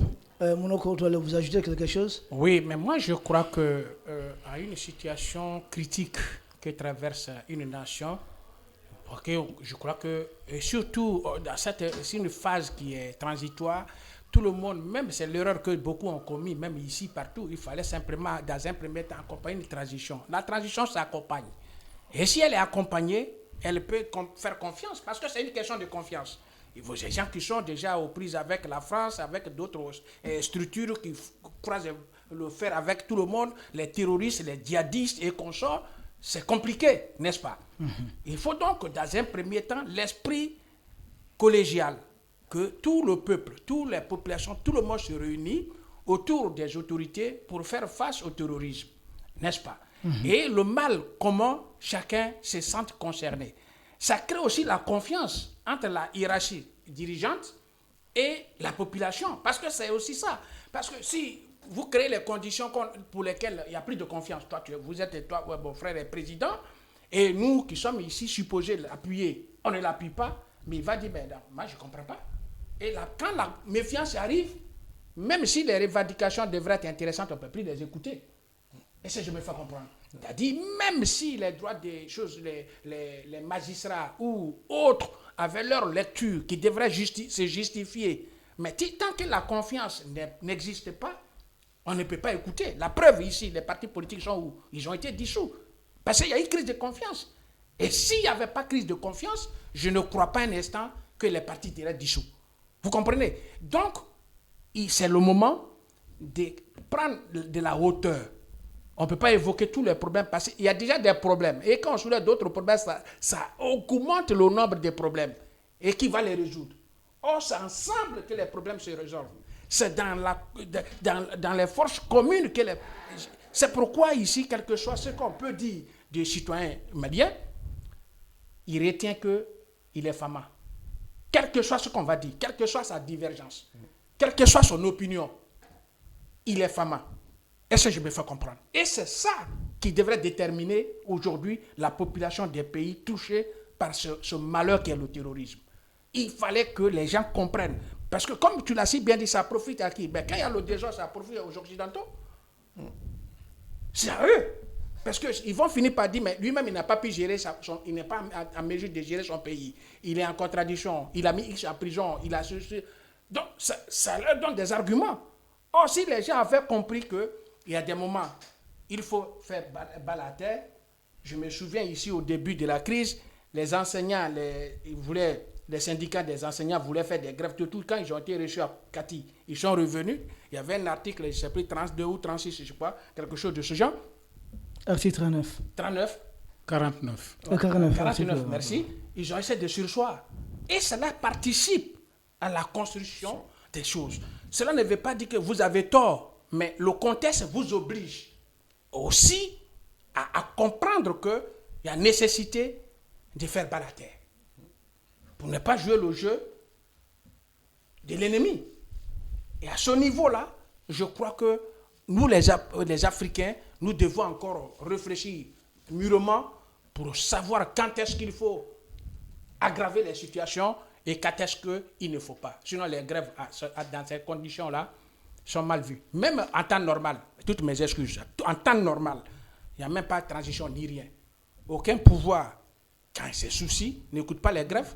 Combien de fois les grèves ont été brimées en temps normal? Et bien au contraire, quand on est dans des situations exceptionnelles, imaginez qu'est-ce que ça pourrait donner. Donc moi, je crois que l'Africain doit aussi savoir peser et apprécier le contexte, la situation du pays. Ok, merci beaucoup, doyen. Nous avons besoin de votre analyse là-dessus. Bon, moi je crois qu'il faut il faut recadrer les choses. La grève est une chose tout à fait normale. Mon père a l'habitude de me dire, quand la marmite bout, il faut soulever le couvercle pour laisser échapper la vapeur. Sinon, ça risque d'exploser. On ne peut pas dire aux travailleurs de ne pas gréver. Mais la situation dans laquelle se trouvent ces trois pays, comme vous l'avez rappelé, il y avait la grève des enseignants ici au Mali. Il y avait des velléités de grève. Je précise, c'est bien l'article 39. C'est 39. 39, oui. Parce que moi, je crois que c'était l'article 39 pour le remboursement que Boubou... Non, c'est 39. Je suis un enseignant. D'accord. Donc, je m'excuse peut-être. Autant pour moi, alors. Allez-y. Mais au Burkina, Ibé a eu maille à partir avec les procureurs. Lui aussi. Aujourd'hui, c'est le Niger. Il y a... On doit... Les trois pays-là, on doit s'inspirer de l'exemple des autres. Au Mali, nos autorités ont eu l'intelligence de faire un pacte social qui a contribué à stabiliser le front social. Oui. Ça, c'est leur actif. Ils ont travaillé à ça. Et les médecins, il y avait à un moment donné une ébullition, les médecins qui voulaient partir, les enseignants, et même les magistrats qui entraient un peu dans la danse, parce que le syndicalisme est devenu politique. Et il y a les banquiers aussi. Et les banquiers aussi. Donc, nous, on a trouvé une solution avec le Front social. Maintenant, est-ce que ces magistrats qui ont grévé là-bas, est-ce qu'ils ont forcément partie liée avec l'extérieur? Ça, je ne peux pas le dire. Mais ce que je peux affirmer, c'est que ça dessert, ça affaiblit le Niger. Ah, ok. Et ça dessert les intérêts du Niger. Et ça donne de la force à ceux qui veulent déstabiliser le pays. C'est pourquoi on a dit à qui ça profite. Voilà. Et donc, c'est cela que moi, je peux dire. Moi, je suis juriste, je suis un peu prudent dans les propos. Voilà. Ce que moi, je peux ajouter, c'est que l'État est un tout. Un système... Soyez bref, doyen va terminer. Oui. Je ne sais pas s'il m'autorise... Mon oncle aussi m'autorise. Tu as déjà pris la parole, tu vas payer la cola à la sortie. Ok, allez-y. Ok, voilà, simplement pour dire que c'est une chaîne. L'État, c'est une chaîne, je n'apprends ça à personne. Regardez la justice. Les magistrats au cœur de la justice, quand les magistrats s'arrêtent, c'est toute la chaîne qui s'arrête. Même les prisonniers dans la prison en pâtissent. Les avocats, les commissaires-priseurs, les huissiers, et tout ce secteur-là est à l'arrêt. Donc si ce secteur-là est à l'arrêt, ça contribue à mettre un pan de l'économie aussi en arrêt. Et ça peut créer des velléités de révolte. Et c'est pour cela que moi je dis qu'il faut faire extrêmement attention. Le douanier a raison. On ne sait pas pourquoi ils ont grévé, mais la situation du pays ne permet pas ça. Le contexte. Le contexte ne permet pas ça. Voilà. Chasson garde raison. Ok. Merci, doyen. Terminé. Et donc, je pense que nos frères du Niger ont intérêt à s'inspirer du pacte social que le Mali a pu mettre en place pour essayer de calmer le front social. Parce que, comme vous l'avez dit, et c'est vrai, tous les renversements de pouvoir impliquent généralement les syndicats. Et il faut éviter que ce front entre en ébullition. Donc, c'est ce que je pourrais dire. Merci beaucoup. Nous arrivons au terme de cette émission, mais nous ne saurons vous laisser partir sans apprécier une thématique, en tout cas une problématique qui nous tient à cœur. Parce que jusque-là, nous avons eu à débattre sur l'interpellation de l'officier de la DGC. Dans un premier temps, ils avaient nié, ils avaient fait dire peut-être à travers certains que c'était un Russe. Après, ils ont confirmé qu'il s'agit bel et bien d'un Français. Ensuite, c'était un simple mécanicien d'avion. Maintenant, on nous parle qu'effectivement, il s'agit d'un agent de la DGC. Sauf qu'ils ont confirmé à travers leurs médias d'influence. Oui. Là, vous comprenez ce que ça veut dire. Maintenant, là, cette confirmation qu'il s'agit bel et bien d'un officier, pas un simple agent, d'un officier de la DGC qui a été pris par les autorités du Mali pendant qu'il il a été en train de vouloir déstabiliser. Et cela ne confirme pas tout ce que les Africains, les panafricains reprochent à la France jusque-là. Mais frère, vous me rappelez Bob Denard. Allez-y. Bob Denard était également cet homme de la France qui descendait dans chaque pays et récupérait les chefs d'État, mettre des coups d'État, assassiner les gens. Bob Denard, tout le monde a entendu parler de Bob Denard. Bob Denard a fait partout, il a semé le désordre partout. Donc la France, ce n'est pas sa première fois qu'elle déstabilise. Le triste, c'est que c'est par nous les Africains qu'on passe pour nous déstabiliser. C'est ça le mal.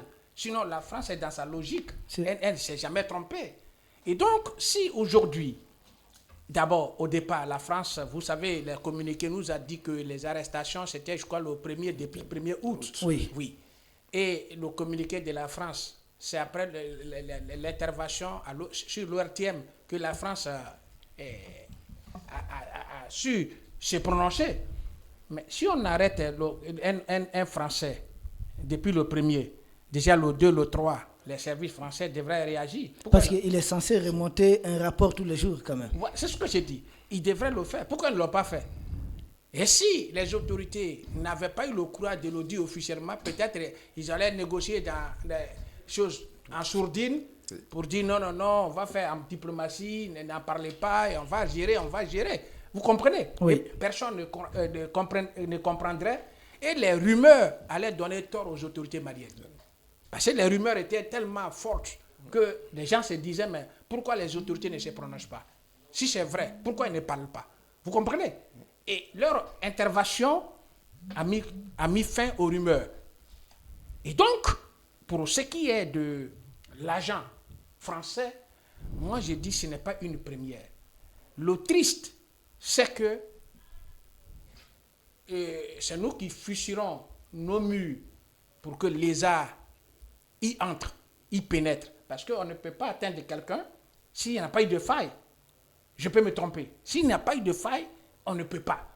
Parce que si la faille n'est pas, la dénonciation, le premier contact, déjà, le monsieur même, il est pris. Vous comprenez? Oui. Et donc, moi, je crois que la France est dans sa dynamique de déstabiliser toujours ceux qui ne pensent pas comme lui, elle, et qui ne souffrent pas dans la même trompette. Voilà. Vous avez vu l'exemple, si je reviens là-dessus, ce n'est pas pour rien, mais c'est avec l'esprit panafricain. Si on prend un Africain pour l'amener à déporter à la CPI, alors qu'on est au XXe siècle dans lequel nous sommes là, est-ce qu'on pouvait encore imaginer qu'on peut déporter un Africain? Vous comprenez? Ah oui, c'est triste. C'est triste. Donc, à nous d'être vigilants. Merci. À nous d'être patriotes, à nous d'être nationalistes. Le panafricaniste, même les vrais Africains, doivent d'abord se soucier de tous les Africains. Ça, c'est ma conception du panafricanisme. C'est en cela, ma solidarité n'a jamais fait défaut. Et quand il s'agit de Fama, toujours sur ma page, vous voyez toujours Fama. Fama, tout à fait. Ok. Merci beaucoup, doyen. Moi, pardon, docteur, et on va finir par le doyen. Le doyen, oui. Ok, allez-y. Droit d'aînesse. Oui, droit d'aînesse oblige. Permettez-moi de rire un peu de cette situation, quoi. Ouais. Parce que ici, si les murs avaient les bouches et tout ça, ils allaient parler. On se rappelle les émissions précédentes, j'avais eu à dire que l'arrestation de cet agent français allait faire couler beaucoup d'encre et beaucoup de salive. Vous savez, les Blancs, ils sont dans les dénis d'abord. Pas les Français en particulier, ils sont dans les dénis. Et ça, c'est propre à leur diplomatie.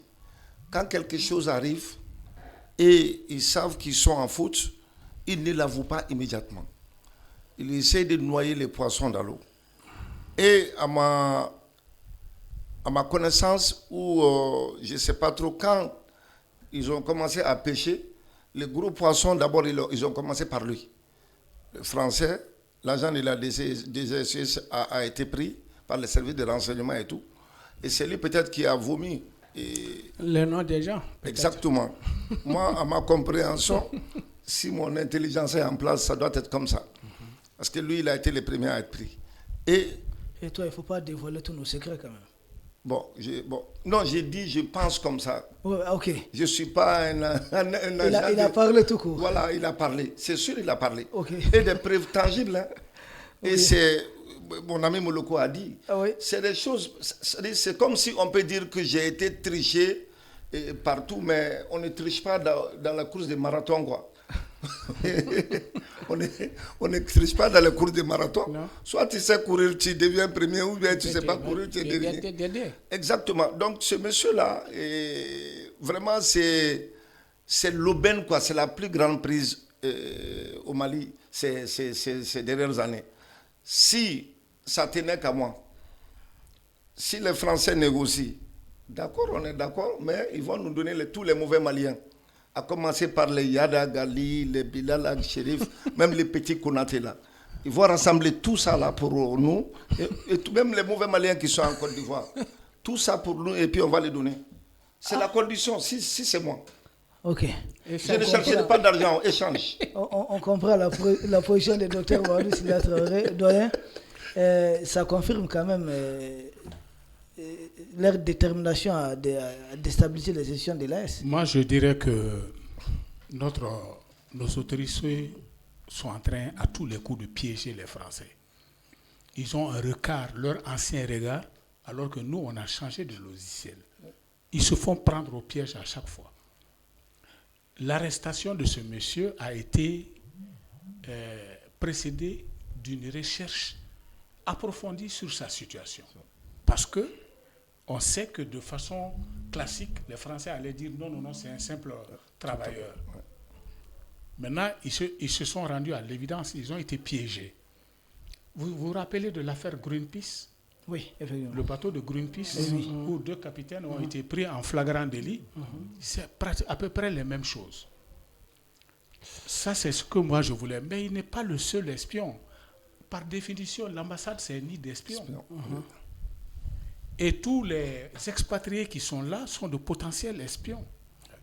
Est-ce que vous vous rappelez qu'à un moment donné, dans tous nos ministères, il y avait des conseillers français? Oui. Et moi, j'avais dit ici, sur le plateau, je me suis posé la question, combien de dossiers ont-ils contre nos politiques qui ont exercé à cette époque? Ils ne sont pas nombreux ceux qui peuvent dire qu'il n'y a pas de dossier contre eux.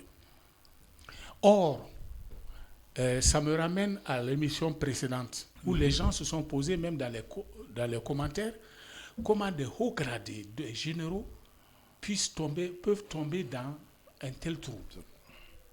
Parce que le directeur de la DGSE, il n'y a pas si longtemps que ça, avait donné une interview où il disait qu'on apprend aux agents à retourner les patriotes contre leur pays. Ils ont des mécanismes pour ça, qu'ils appellent MIS. C'est en anglais. Oui. La monnaie, on te cherche par l'argent. L'idéologie. Il y a l'idéologie, il y a la compromission ou la contrainte, et il y a l'ego. Ce sont ces vecteurs-là qu'on utilise. Quand tu es quelqu'un qui aime l'argent, quand tu es quelqu'un qui aime les femmes, faire des virgules dans le contrat de mariage, on te filme, tu es pris. Exactement. Quand il y a quelqu'un qui a une idéologie forte, nous sommes en socialisme ou en communisme, on cultive le capitalisme chez toi, tu deviens un appât. Et quand tu as un ego, par exemple, je ne dis pas que c'est ça, hein, pour nos deux généraux, surtout le colonel Abbas Tambélé, le général Abbas, qui a été général avant ceci certainement, quand il voit qu'il est commandé par non, il est devenu général sous la transition. Sous la transition. Mais il était en avance sur eux quand même. Oui, même. effectivement. C'est leur bon, quand ils deviennent son chef, quoi qu'on dise, même quand on dit que la fonction prime sur le grade, mais pour l'être humain, c'est quelque chose de difficile à avaler. D'où la nécessité qu'ils ont ressenti de restaurer la chaîne de commandement en leur donnant les postes les plus élevés dans chacune des armes. Et donc, dans cette situation, il ne faut pas se leurrer. Ce n'est pas le seul espion, c'est celui-là qu'on a pris sur le truc. Et on a bien fait de décrocher tous les conseillers dans les ministères parce qu'ils étaient au courant de tout ce qui se passait. Moi, j'ai eu affaire à un conseiller qui nous a refilé un tuyau sur... il a travaillé cette fois-ci, lui, contre son pays, sur les fuites de capitaux. On a creusé, on a trouvé que c'était 80, ils avaient trouvé, le ministère avait trouvé 90 milliards. Nous, on a creusé, on a trouvé que selon les textes, toutes les recettes d'exportation doivent être rapatriées, ne serait-ce que par le jet d'écriture d'entrée et de sortie sur les rues du Trésor français, ce qui aurait conforté notre balance commerciale.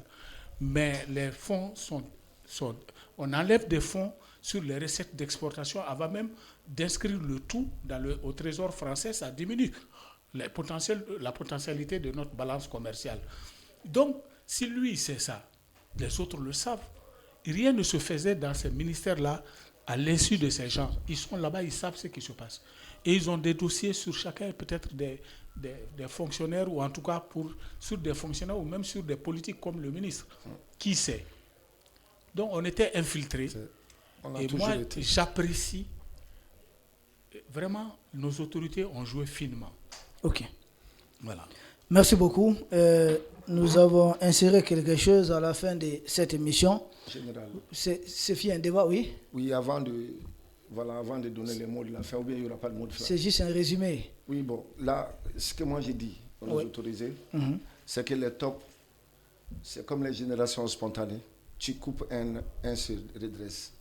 Et le douanier vient de le dire. Il y en aura d'autres tops. Il y en aura encore d'autres tops. Il faut des mesures dissuasives. Exactement. Il faut être sur le qui-vive. Parce que celui-là a été pris, il y en aura d'autres. Est-ce que d'autres ne sont même pas en train de planifier autre chose? On ne sait pas. Seul le bon Dieu le sait. Okay. Mais adoptons le principe de la prévention, comme en matière de médecine, quoi. Mieux vaut être préventif que curatif. Merci beaucoup. Nous terminons avec vos mots et nous retenons, c'est un débat. La première des choses, c'est que le terrorisme n'a pas de racines africaines. Donc c'est quelque chose qu'on nous a amené ici. La deuxième des choses, nous retenons que l'Union africaine, dans son format actuel, avec les acteurs actuels, ne peut rien en faveur de l'Afrique. Au contraire, l'Union africaine travaille et, tant que c'est dans ce format, va continuer à travailler contre les intérêts de l'Afrique, aux Africains de s'assumer. Troisième des choses, nous retenons que les fameux gens élus occidentalement, il faut le dire, ne pourront jamais sauver un pays ou aider un pays africain en détresse.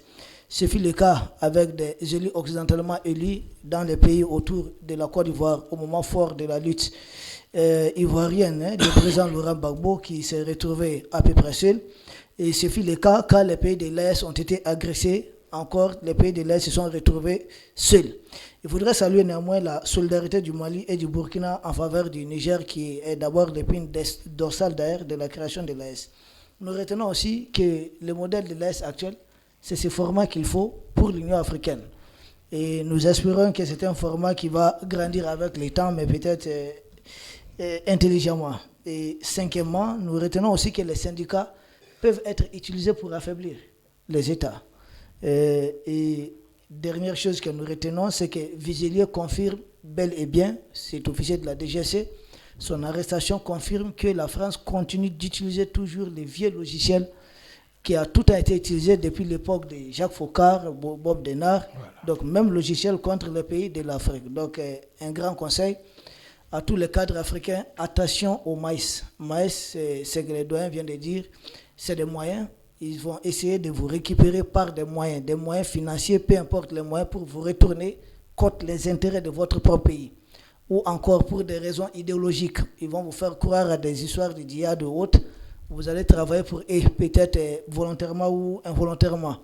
Et surtout, les C, qui est la compromission, souvent c'est des outils de chantage qu'ils ont à l'endroit des cadres africains. Et pour terminer, c'est l'ego surtout. Nous, Africains, mettons de côté notre ego et puis regardons notre pays.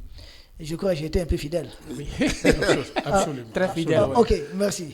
Donc, nous vous remercions et merci d'être là la semaine prochaine sans doute dans le cadre de la même émission. Et nous croyons être là avec les mêmes experts, les trois qui nous ont accompagnés, Dr Mamadou Sylla Traoré, les frères Monokoto Ali, plus l'inspecteur de la douane à la retraite, M. Daniel Koulibaly. Nous vous souhaitons bonne chance et surtout prudence, mais restez branchés sur Gandhi Malien parce que d'autres programmes vont suivre. Merci.